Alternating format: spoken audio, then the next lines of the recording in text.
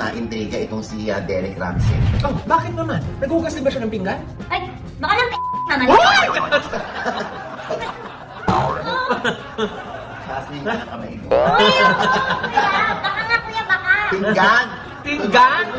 Ano na?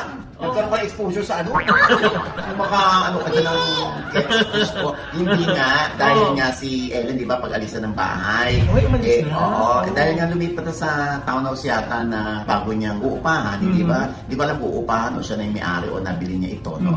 At si Derek ay parang bumalik na raw sa bahay. Oo, yung bahay niya mismo. Oh. Tapos ito'y agad niyang pinalinis sa BBC Clinic. Ay!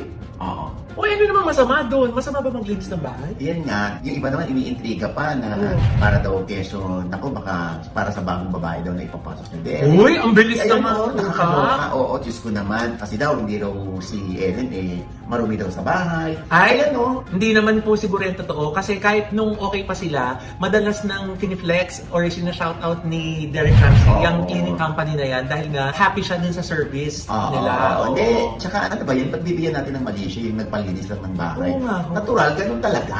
Papalinis yung bahay mo, di ba, paglilipat ka ng bahay, di ba, gusto mo presko ulit yung bahay, gusto mo maayos, hindi kailan mo pagtutulugan mo, di ba? Baka naman scheduled na, Nay, di ba? Oo nga. Oo. Kaya nga ako kinukulit ako ng DCB.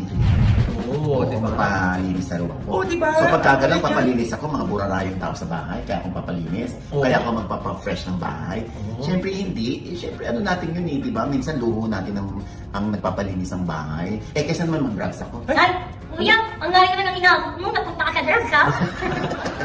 Nakatira ka ba, kuya? Oh, Ha? grabe ko naman. Grabe. Hindi na. Huwag na nating bigyan ng kakaibang meaning yun.